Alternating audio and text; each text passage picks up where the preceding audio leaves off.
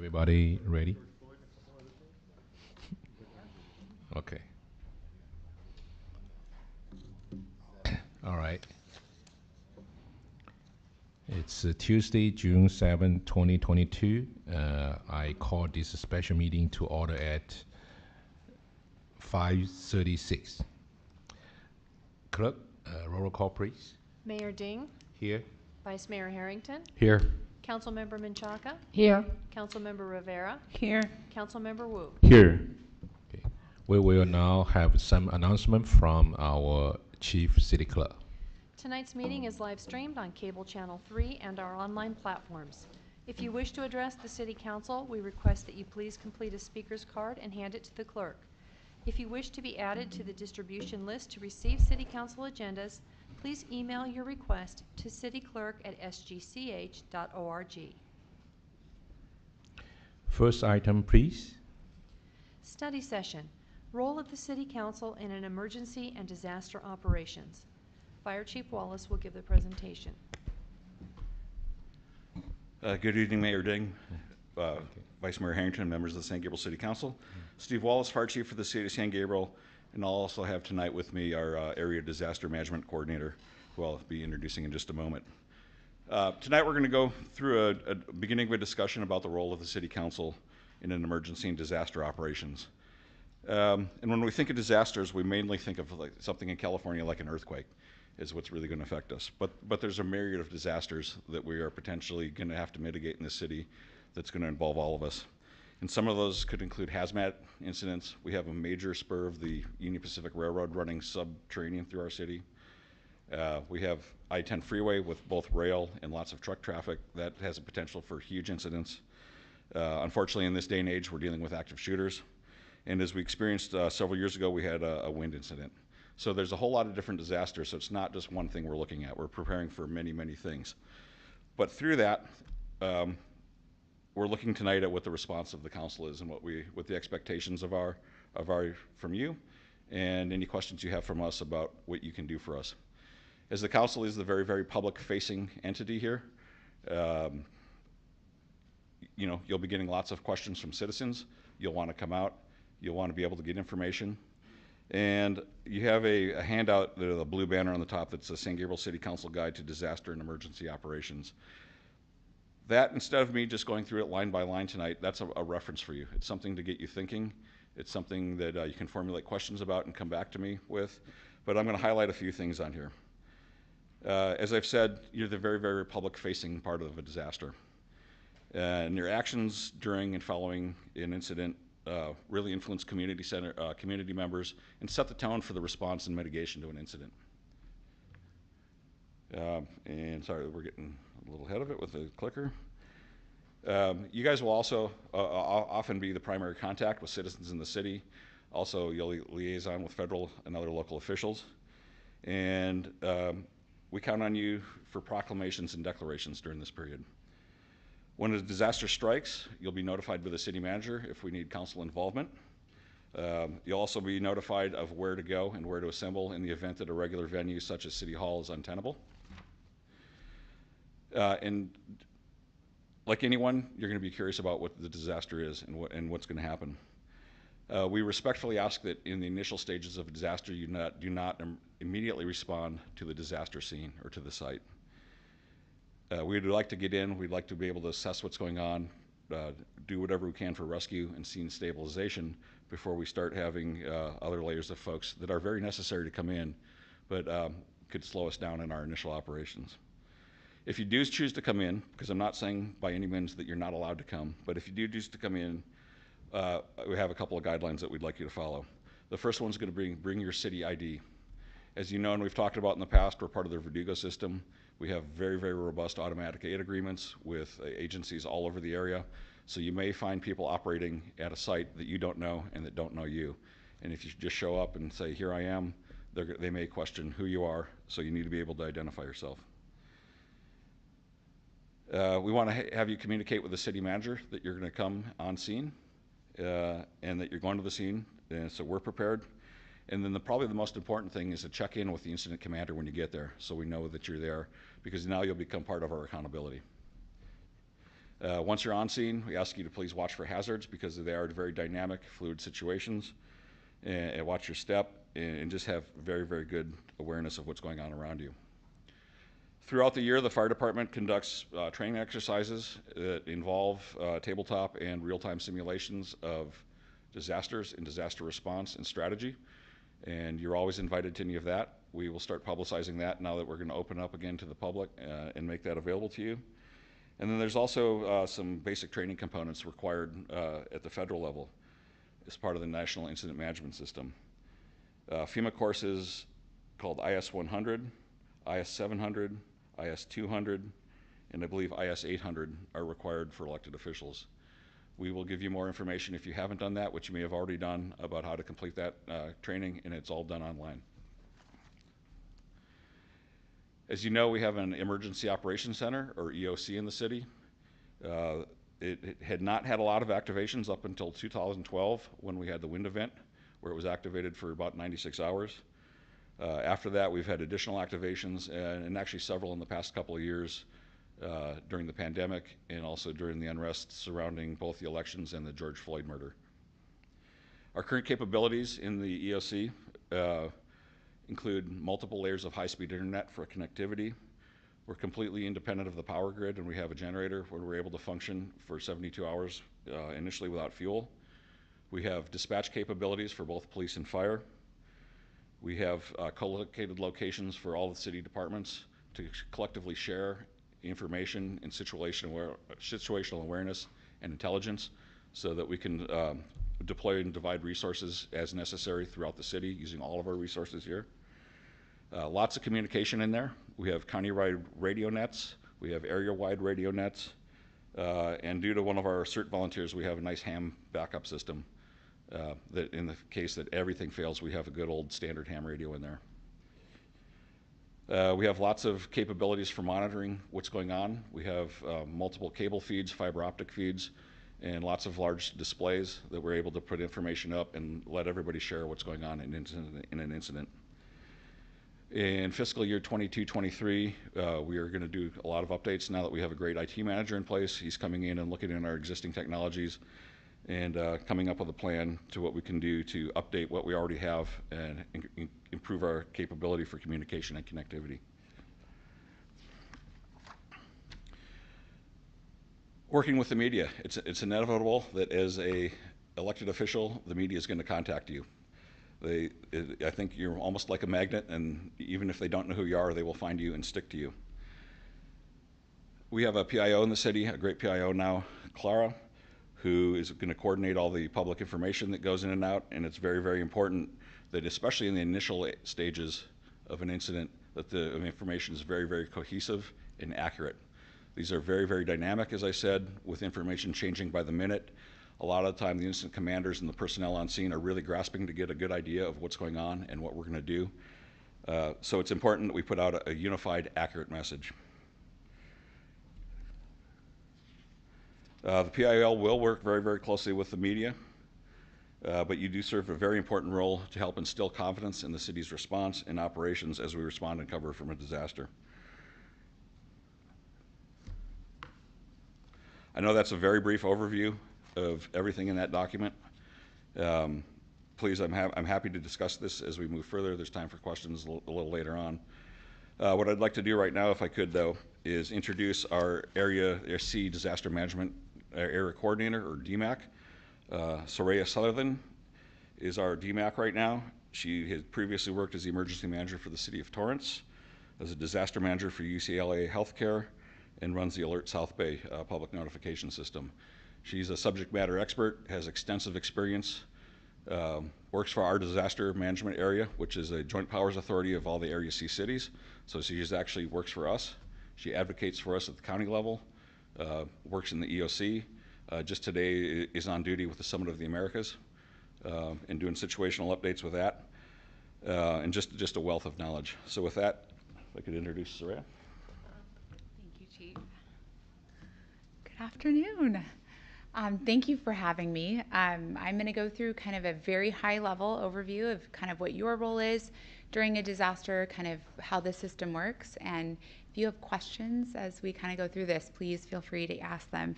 If I don't know the answer, I will definitely get it for you. So, so what everyone's really concerned about. Now, you as a city council member, think about it. What are you looking for? What do you need to know about your role, right? What are we asking our city council members for in disasters? And those are the questions I think we can anticipate about 95% of questions that are going to come our way, primarily because people want to know how it happened and what we're doing about it. Those are really the two driving forces behind our communities. When they're looking for answers and they're already in a negative state because they're adversely impacted by this event or incident, and so they turn to their public officials and their elected leaders, and they want to have information and they want it now. Right? We hear this all the time. They expect you to have that answer. And sometimes we don't always have that answer. As Chief Wallace mentioned earlier, we're all trying to grasp the incident, right? It's unfolding ahead of us, and I think this is advancing on its own. Otherwise, it's got a mind of its own.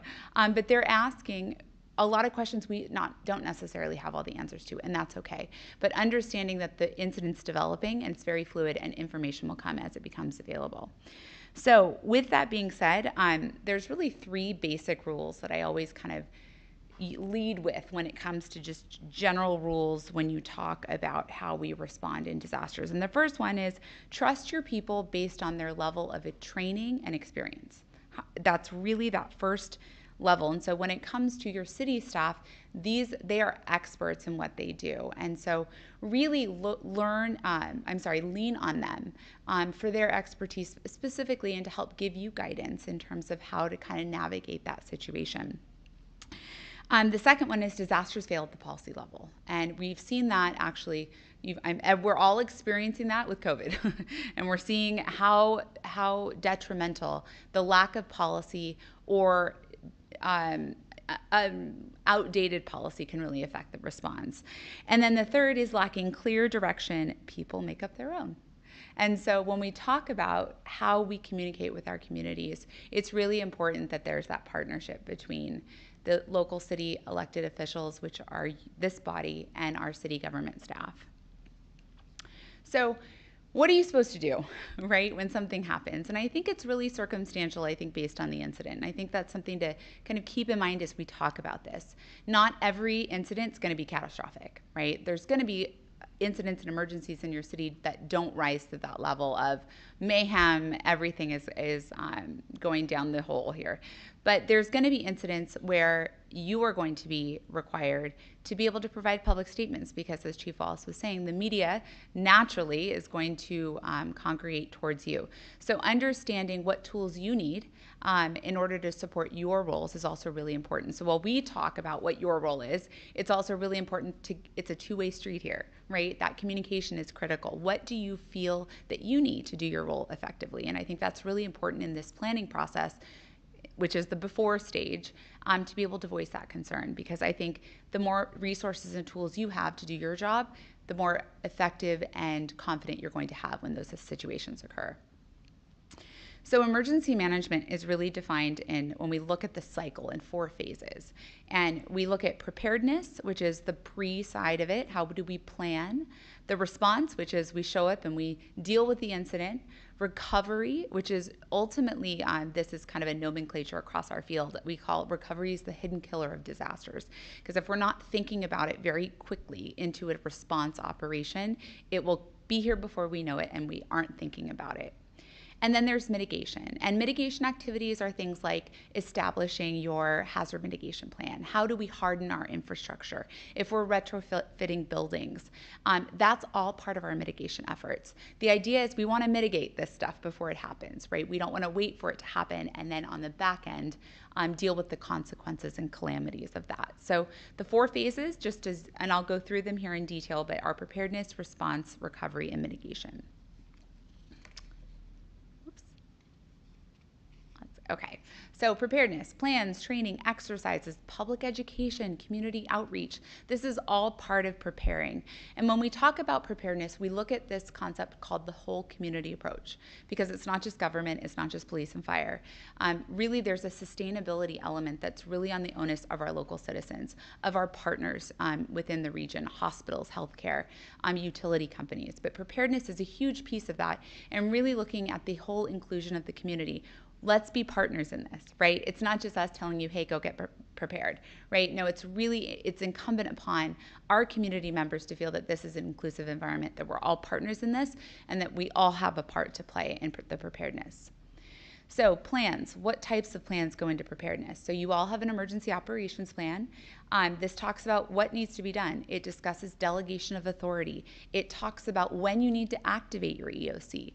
And activation of your EOC is really important because that is tied to emergency proclamations. So if you have an emergency proclamation currently ongoing and your EOC is not activated, you need to rethink that, because you need to ensure, you've got to be able to prove to FEMA that you no longer can have and handle the incident at a local level. Essentially, you're proclaiming an emergency for additional assistance. And this is a document that should be updated every 2 years. So it's reviewed annually and then updated every 2 years. The local hazard mitigation plan is another critical document. This is required for all cities. And the general, I think this might be a couple years off, but for every dollar spent in mitigation saves you $6 on the back end. So it's a really great ROI. I know it's really hard to tangibly see because you're preventing it, right? If you're preventing it from happening, it's hard to see what those impacts down the road are. However, FEMA has amazing programs under the BRIC program, those grants, which they really invest in the pre-planning process. And there are so many grants, and they will fund projects at 75%. And so I tell cities all the time, if you have a capital improvement project list and you know that you're going to be doing mitigation work coming up in the near future, these are opportunities to look for these FEMA grants, because the cost share then becomes 25% for the local entity, which is enormous. They want to give you money to help mitigate these disasters. And so really the emphasis is on pre-mitigation, right? Pre-hazard mitigation before the incident happens. The updates need to be done every 5 years. And they are a contingency for mitigation grants. So the plan has to be in place in order to receive the grant funding. So that's really an important piece to this. And then the recovery plan. It's a roadmap for essentially how you rebuild. How do you recover? How do you go back? And I don't like to use the word new normal, because I feel like that's kind of, I know a lot of people are using it now with COVID. We're in this new state of life post COVID. So the new normal may not look anything like what you thought it would look, but this is the current status. So just also be mindful in using terminology like that as well, because I think in different settings that those can have different connotations depending on who's listening. So things to consider. So training and exercise for staff, for city staff, we're kind of doing this here. So this is all part of preparedness. You guys are actively participating in one of the cycles right now. But do you participate? What opportunities can you kind of be involved in order to understand not just your role, but the roles of other city staff, of your community in disasters? It gives you a little bit better understanding and background of how all the different response agencies are coordinating together. Public education, we say this all the time, preparedness starts at home, 100%. I'm a mom, I've got 3 kids, and it took me 4 freeways to get here today. So understanding that, knowing if something happened today, I may not be able to get home. And if I can't get home, I'm going to be really concerned about my family. But I know that we have a plan in place, right? We have materials, we have supplies, and not just the supplies, I know who's going to pick them up. I have resources in the event something should happen that automatically kick in. So preparedness is all of our effort, and it really lands on all of us to do our part. So that's a really key piece to this.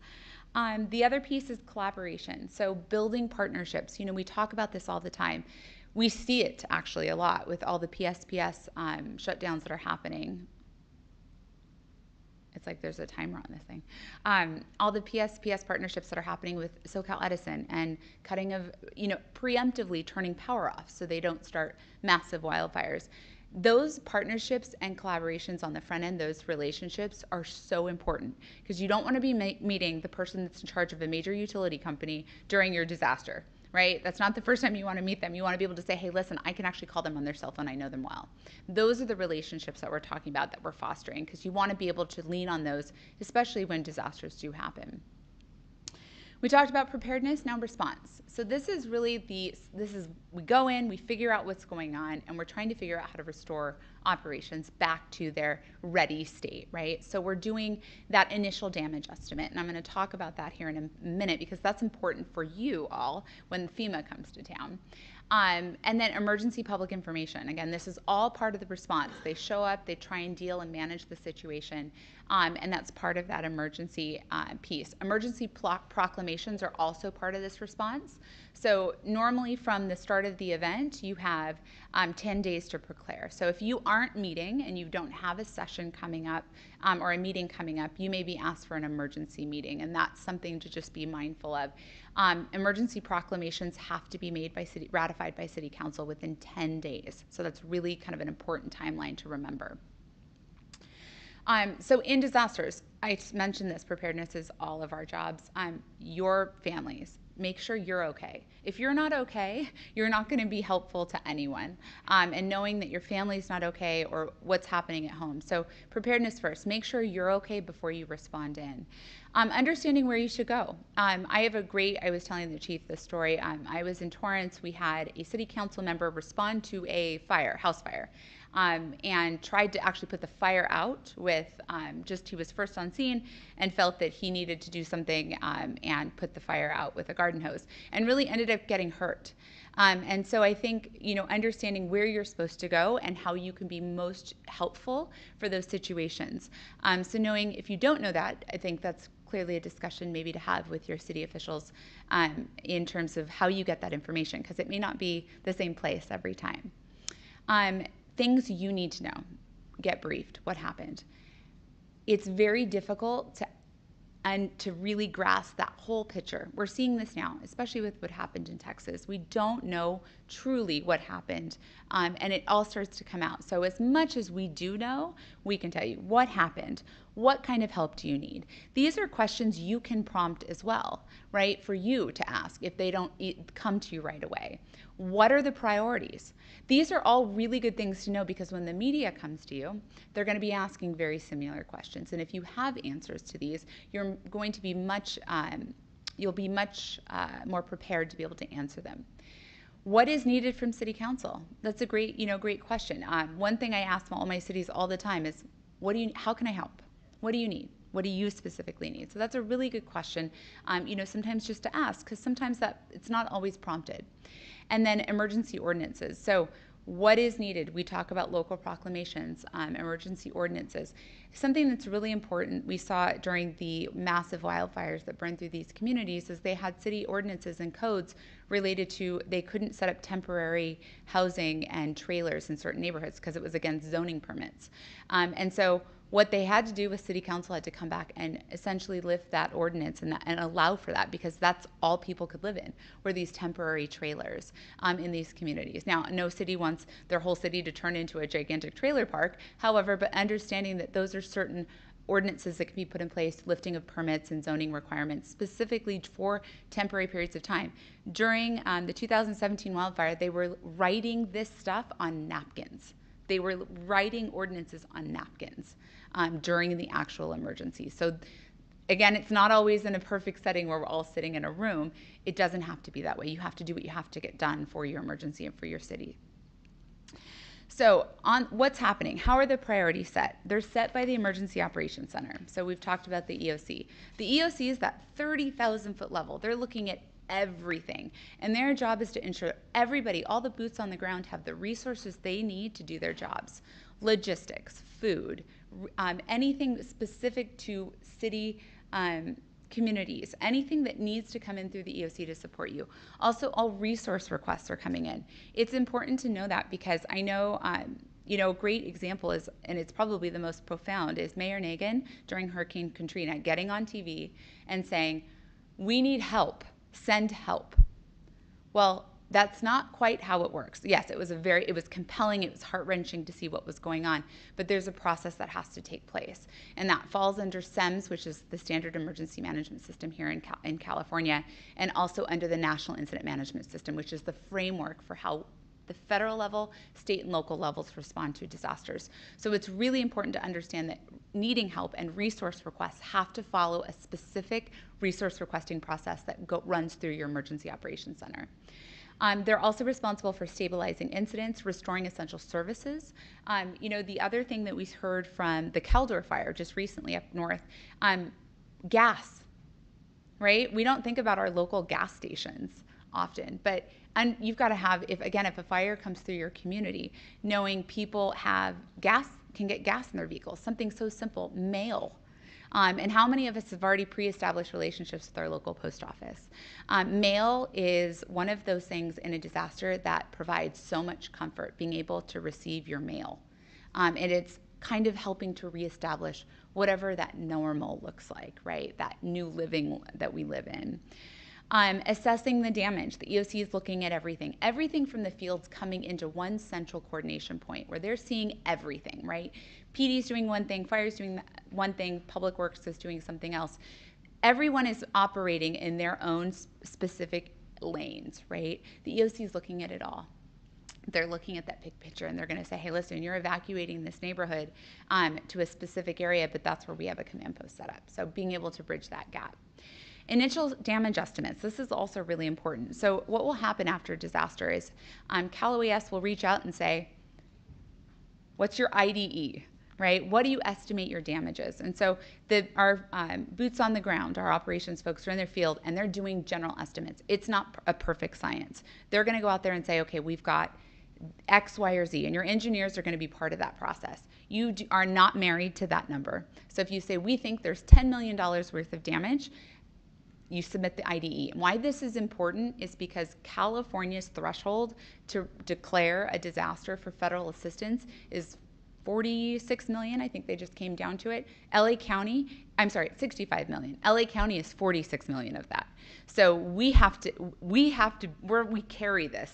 So it's really important. So when my cities get emails from me saying, I need an IDE of what's happening in your city, that paints that bigger picture of how bad that damage is. During we had the storms in 2017, I believe it was. We had, when I was in Torrance, we had so much significant damage. And our IDE initially was $3.5 million. By the time FEMA showed up and we went down and we broke it down to what it actually cost, it was about $750,000. So that's okay, but we just need a ballpark. We need to know where we are. FEMA will come. They will come in with their team. Cal OES comes in too. And this is really an opportunity for you to get involved. This is a great opportunity to go with that team, to figure out what's happening, what resources are needed. And you also you understand kind of the breadth of what's currently happening and what needs to happen. And then direct community actions. So CERT. CERT's a great program. The Community Emergency Response Team. Local citizens can go through CERT training, and it's a wonderful resource. And then also survivors. And I talk about this a lot. Sometimes we don't always have the perfect information. Actually, you'll never have perfect information. But if you can use stories to speak, use stories because they're powerful. And it can direct them away from focusing on the negative of a situation. If you can use stories in your community of triumph, of survivorship, of community coming together, those are great stories to tell. And those are really good opportunities as public officials to really hone in on that specifically. All right, so when the media comes to town. So the media, I say use them as an advocate. And the reason I say that is the media will always get their story. They don't care sometimes if it's 100% accurate. They just want the story. So use the media. They're your biggest public information system. Everyone has access to television in some capacity, streaming, phone, etc. So use the media to your advantage. They can help amplify your message, but as Chief Wallace was mentioning earlier, get on the same page. I will tell a personal story. When I was in Torrance, I was there when the 2015 ExxonMobil refinery exploded. And within 10 minutes, we had 4 different news agencies on 4 different corners of that refinery, and I had almost every single city council member telling them something different. Now, not only was it a public information nightmare trying to reel in all of this information, it also showed that we didn't have continuity within our government, and it showed a lot of different gaps. And so what we want to do is get on the same page. And what that does is it provides confidence. It instills confidence in our community that we know what's going on and that we're going to fix the problem. So I always say never speculate. Never, never, never speculate. If you don't have the information, what they want to know is what you're going to be doing, right? So focus on what the next steps are, what you're going to be doing. If you know what protective actions people need to take, those are things that we want to be able to communicate. So use the media as our partners in this and really look at how we can use them in a way to help get our messaging out. The other piece, and I know that this might be controversial, but I always say tell the truth and tell it well. The public will never forgive you for not telling them all the information if you have it, and not giving them the full truth of what happened. So I always say tell the truth and tell it well, and it begins immediately. Ensuring, the other piece that I tell people, we hear this all the time, and it's actually it's a pet peeve of mine. They say our thoughts and prayers. So unless you're physically on your hands and knees praying, don't say our thoughts and prayers are with you. It's meaningless. It's not genuine. What you want is you can absolutely sympathize with what's going on. You can share your personal experiences. You want to give a ray of hope because they're looking to you. You set the tone. How you respond to this sets the entire tone for the duration of the whole incident. So positivity. And again, sometimes it's okay if you don't have it, but what they want to know is you're human. And they want to know what you're going through and how you're going to set the tone moving forward, what you're going to be doing, how you're working together. Messages of positivity go a long way in these negative circumstances because people are already thinking negatively. Stick to the written message. So I know I stick to the PowerPoint and I can't manage to do that. So, but if you have talking points, follow your talking points. Don't rely on your memory. If any of you, and many of you I'm sure have been interviewed by the media, they can throw you curveballs. Come up with your key talking points and always redirect. No matter what question they ask you, you can stick to your talking points. And then just make sure you've been briefed if you are speaking to the media very recently. As we were saying, information is fluid and it changes very quickly. The last thing you want to do is give out a report or a briefing or an interview and not have all the accurate information. All right, so I know it says new normal. Okay, maybe I shouldn't have said new normal. It's the normal that looks like today, right? And that's what we're talking about with recovery and why recovery is so important. It starts immediately. We have to start thinking about recovery because people who've been evacuated have to have some place to go. What are we going to do to get them back in their homes, right? This is all part of the recovery process and getting them back on their feet. So asking for federal assistance, I mentioned the IDA, why that's so important. So the state and FEMA will send a team, they call them PDA teams, to meet with local jurisdictions. And that's where you're gonna walk through and actually figure out what your damage estimates are. And this is an opportunity to go out with these teams, and it's a great opportunity to see what's actually happening on the ground. And it also gives you firsthand information and knowledge of kind of the scope of what's happening. Show them the worst stuff. We always say this, like, you don't want to come back on the backside and say, oh, we forgot that, or we missed this, or it's way worse than we thought. And it might be, but everything we've got to get that clear picture of what's going on. It can always be scaled down. It's very hard to scale up. City managers, mayors, meet with them. Go walk the space. The more that you can get physically out there, at this point, this is after the incident has stabilized, right? And now you've got these teams out here. Now they're not going to show up 1 or 2 days into the incident, depending on how bad it is. It's likely going to happen within a week of the actual incident occurring. And remember the message. So it's really great. That's where I would really lean on your PIOs or on your PIO for talking points. What is the message? Because the more that you can reiterate it, and all of council reiterating this multiple ways, the more it will stick in, right? It's that repetitive piece that's really important. Rebuilding the community. It's so important. If you don't have a recovery plan, you can create one as you go. And I want to make sure that, you know, a lot of this stuff up here, it can be overwhelming at times, but know that it's okay if it doesn't exist. It shouldn't prohibit you from doing it real time. Okay, and that's okay. But implementing a recovery plan, what are your short, mid, long-term issues? What are you anticipating? We talk about a position in ICS called advanced planning.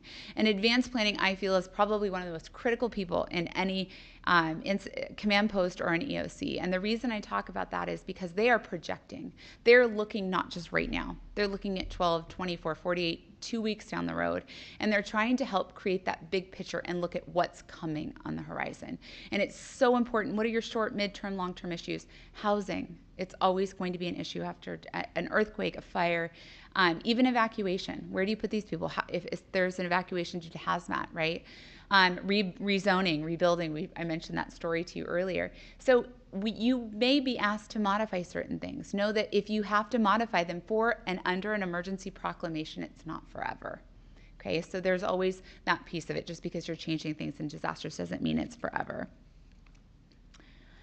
So the fourth phase is mitigation. So this, we're talking about exactly what it means. We're lessening the impact that these disasters are going to have on us. And you see all of these programs out there now that are aimed towards disaster reduction, right? Community risk reduction. How do we decrease our risk? Now is the time to invest in that. And I understand with budgets it's difficult because you're putting money into something you may never see the ROI on, right? But knowing that these are programs that are out there, there's funding available, and they're so critical because at the end of the day, mitigation, that is what saves lives. Preventing this stuff from happening. We can't prevent all of it, but we can prevent the catastrophic nature of a lot of this stuff by simple mitigation programs that we can take today to put in place. And the cycle just continues. So it never stops. Actually, in disasters, often we go through this cycle multiple times. So it's all part of the continuum, and it doesn't end. And that's the nature of it. If it doesn't go so well the first time, you've got a few times to do it again. So just in general, in closing, emergency management is not the responsibility of just one person. It's a collective community effort. This is making sure today that we are prepared as well as we can be through planning, through preparedness, through training, and through all of our mitigation efforts that we put in place. So that is all I have. I am open to questions or comments or stories or any of that. I mean, I will turn it back to the chief, but thank you for your time.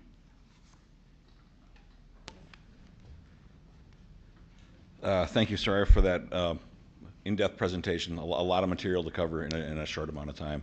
And I'd be happy to share the slides with you as well in the PowerPoint presentation. Something that I didn't touch on before, but she alluded to a few times in the presentation, is local hazard mitigation plans and disaster recovery plans. We do have both that exist in the city. We have our local disaster plan, which we do renew. We look at it about once a year and just make sure it's updated with current operations, current partnerships, current policies within the fire department. The local hazard mitigation plan is another beast in its own. The one we have is literally about that thick. I know when Sharon got here as a city clerk and started trying to scan it into an electronic format, it proved very formidable. That is something we are in the process of updating. That was assigned to Chief Davis right basically as COVID struck. So we have experienced a delay in getting that done. The good news is we do have a grant to get it done because we had an existing plan. So we do have a hazard mitigation plan grant, and we are just about to be in the RFP process to go out for a consultant to help us revise that plan and revitalize it and then run it through the crosswalk with FEMA. And with that concludes the prepared presentation I have, and we would be happy to answer any questions. Do any council member have a factual question for the staff to clarify the report? No? Okay. Chief City Clerk, do we have any public comments? Thank you, Mayor. We have no emails or speaker cards. Is there someone that would like to address council? Now, please give a card to the clerk. I didn't know I was going to have questions, so. Can I talk and then give it to her when I'm done?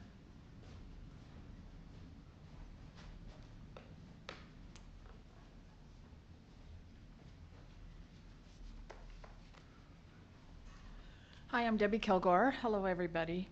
That was a very excellent presentation. I enjoyed it because we know that something's going to happen, and probably the biggest thing is earthquake. But I have a question. When they say that you guys need to get together and present things, how do you do that if you are stuck at home or communication is down?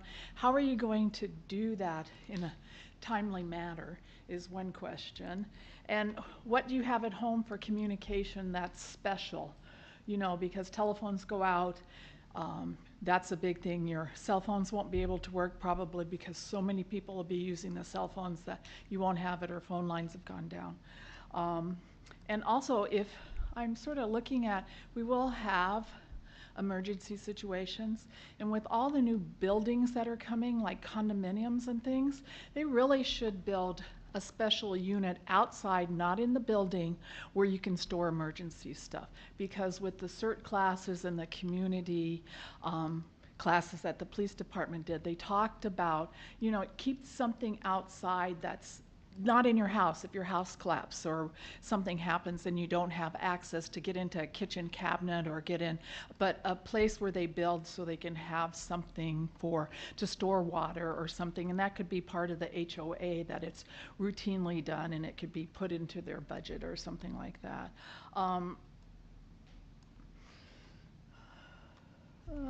That's pretty much. Oh, one of the things I just want to tell you I learned from an earthquake, I have dog leashes upstairs now because the dogs panicked so much and they went running down the stairs and wouldn't come to me. So one of the things I did with an earthquake that I never thought about is put dog leashes upstairs. So something's going on, they have their collar on and I can quickly leash them so they're not going running where there could be something very dangerous for them and for myself trying to control them and stuff. So anyway, thank you. I'll take a go at answering Ms. Kilgore's questions. As far as communications go and how we get the council and what we need, we're going to coordinate very closely with the city manager's office and determine, do we actually need the council to respond? We're going to look at our facilities and determine what's a safe, good, cohesive location to do that. And then from that point, we'll request whatever we need through the city manager's office to get council members involved. We are part of the GET system, which is a government emergency telephone system, which is a card issued to elected officials as well as staff that allows us preemption into telephone systems. So when circuits are overloaded and you hear nobody could get through on cell phones, this does give us a priority. It gets us up in the queues to get us through. And also within the Emergency Operations Center, we do have a cache of satellite phones that are in the Emergency Operations Center, as well as carried on my personal vehicle and in the command vehicle. So we have multiple layers of communication that are based both on the land-based tertiary systems as well as satellite-based. With regard to buildings and caches of emergency equipment, absolutely I'm behind that 100%. I know in our new public works facility, there's a specific storage facility within the building that is dedicated to emergency supplies, including food, water, sleeping bags, and caches of things we're going to need in a disaster. So that's a great thing to bring up, a great thing to have, and I'm hoping that answered your questions. Yeah, no, I have a storage outside. I learned from the CERT class and things like that. So, but a lot of people don't have that. And with new condominiums coming, I have a 12 unit across the street, and they're 4-story and 3-story. So if anything happens, their garage is on the bottom level in where it was underground, and they dug it out. So if you have a problem and the building collapsed or part of it collapsed, how do they get anything out of their house? Yeah, the preparedness and the planning is all a big piece of this, and excellent questions. Well, you look how many residents are here, and it tells you how many people are interested. So we've got to work on getting that interest in classes or availability, and just really work on letting people know, you know, things that are important. We have an earthquake coming sometime. Thank you, Debbie, to bring out the good question. So I think today the meeting just presentation. So maybe this question we can let the chief ORS and the city manager, maybe we can work on it for the future. We can discuss. Is that right? Okay. So any comments? I have a comment. Oh, you have a comment? Yes. Okay. All right. Or is it council time? Yeah, council time. Okay. it's now time for the council discussion. Who would like to start it? As a council member, I volunteer to start it. All right. Well, thank you to both of you for bringing this to council. It is valuable information, and I just, some things came to mind when she was talking about stories. One of the stories I would like to share was when I was mayor. Not only did we have COVID, but we had the fire at the mission, and it wasn't an earthquake, but it was a very emotional time, and we had assistance from what, 6, 7 different cities, Chief? Yes. Fire trucks coming in, and everybody would just wanted to save as much as we could. And as we were trying to grasp what was taking place, I was pleased that the council at the time, we did have a unified message. We were very cautious because that was during the time of George Floyd. There were some accusations right that day as we were watching it burn that it was something related to George Floyd, and it wasn't.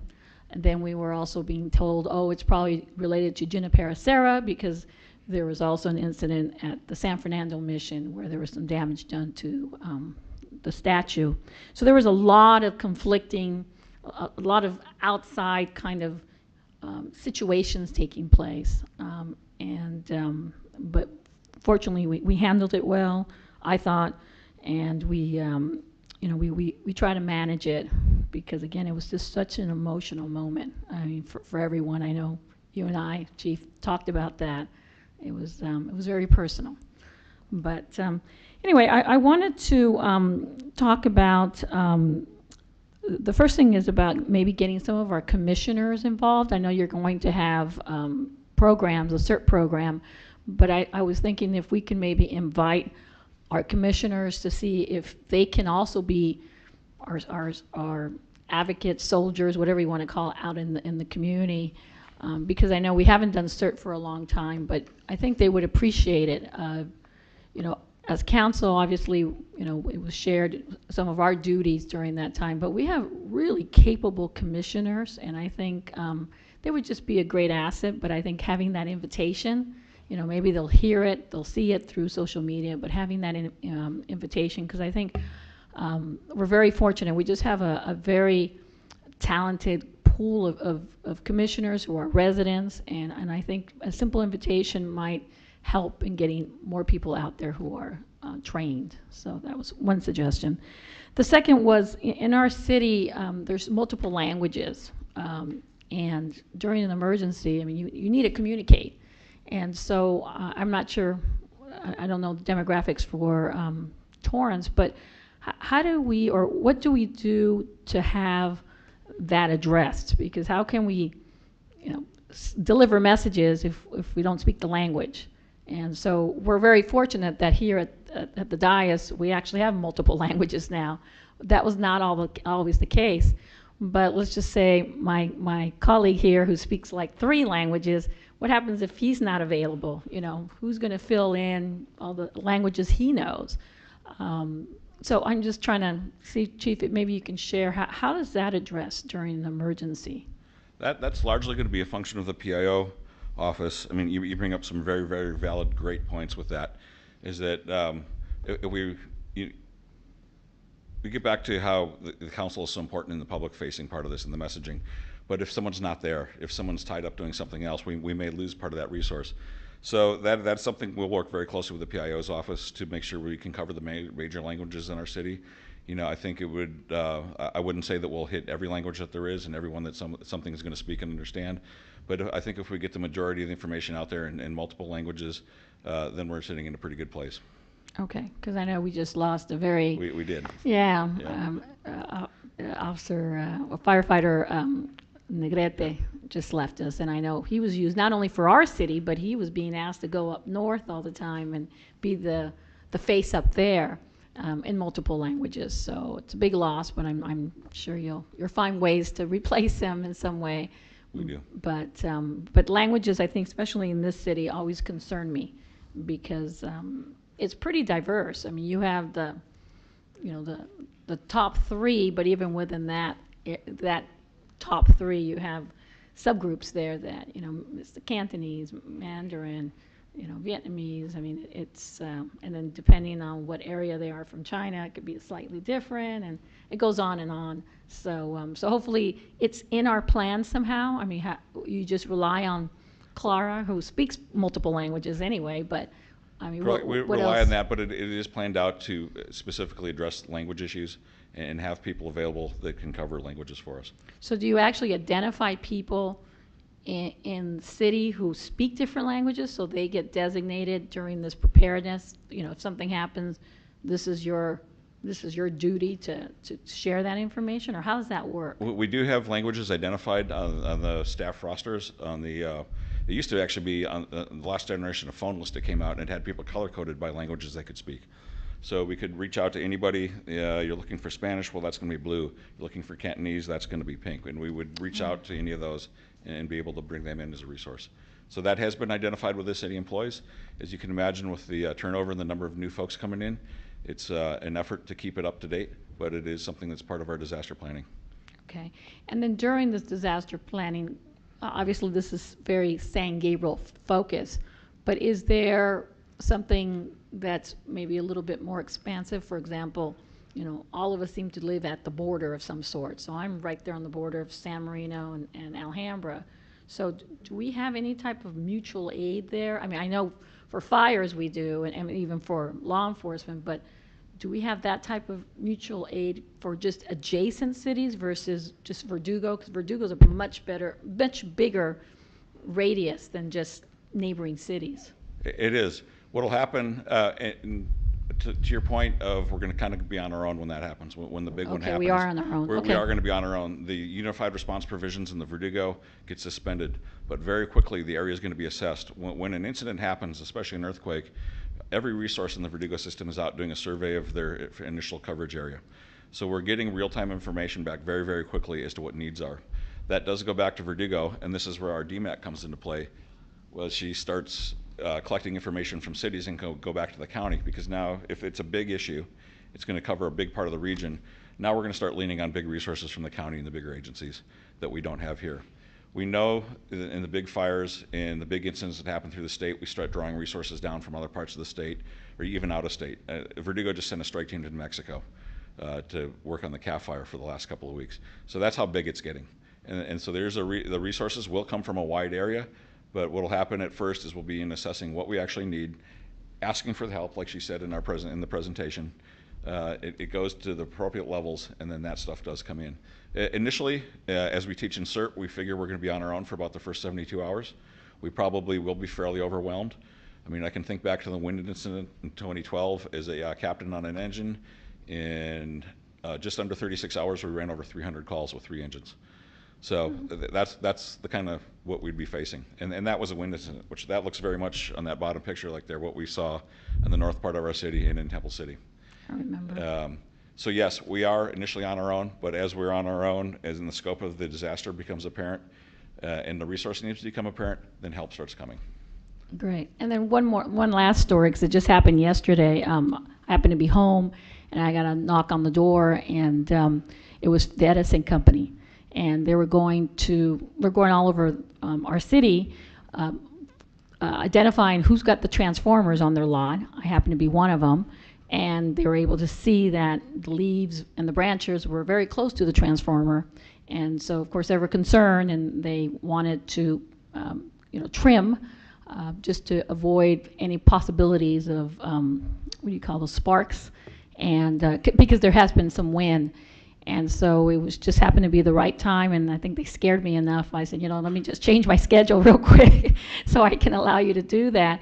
But as I was talking to them, they did share that a lot of people are not being as cooperative, and they send notice after notice, and they just can't locate the owner, or can't, or just don't get any response, and the owner just decides they're not interested, and I guess there's not much more they can do. I was just wondering, is there any cooperation with the city?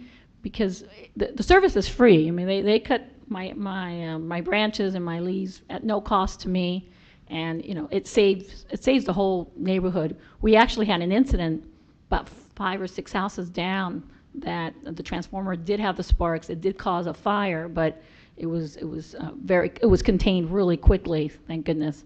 But you know, for me, that is a real hazard, a real emergency. Is there anything we can do to try to persuade these owners to take notice and allow them to do this kind of work? It's a really good and very timely question as we're moving into the rest of this week that's supposed to be extremely hot, and we'll probably experience some wind. As you know, Edison has been accused, rightly or wrongly, of being involved in a lot of the big fires that have happened. So they're being very, very proactive in going out and replacing their equipment and doing trimming, getting branches away from their lines. You know, they can't stop the trees from growing into their lines, but they can certainly move them away. Unfortunately, when you get onto private property, even as a fire department, we technically have to ask for permission to come into your property. And they can't force themselves on there. If someone's not cooperating or willing to do it, you know, they can keep asking, but I don't know of a mechanism where they can come in unless we're in an absolute emergency situation that they can actually come and enter somebody's property. And again, we face that all the time in the fire department, that technically we have to ask. We could come up to someone's house on fire. We work under implied consent, assuming that they would want us to put the fire out. But there are people that are not going to want you to do it. They're not going to want you to enter, and that's something we have to respect. As far as a cooperation with the city, the fire department has a great relationship with Edison. We do training with them on a yearly basis. As far as getting them into people's properties, we don't have any more say or authority than they do, unfortunately, to access someone's property.